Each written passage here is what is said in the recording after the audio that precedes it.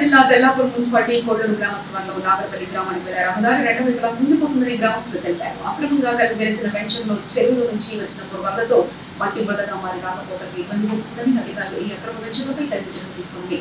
Councillor Ram Singh Naik అన్నారు.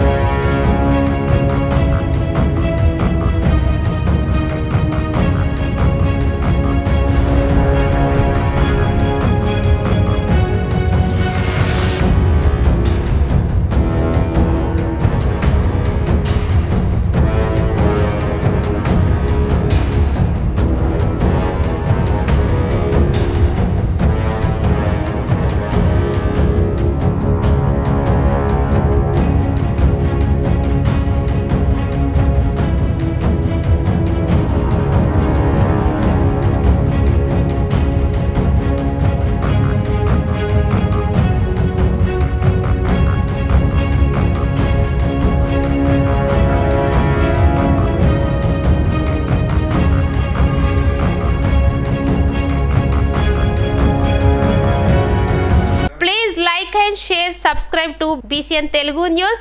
Please like, share and subscribe to BCN Telugu News.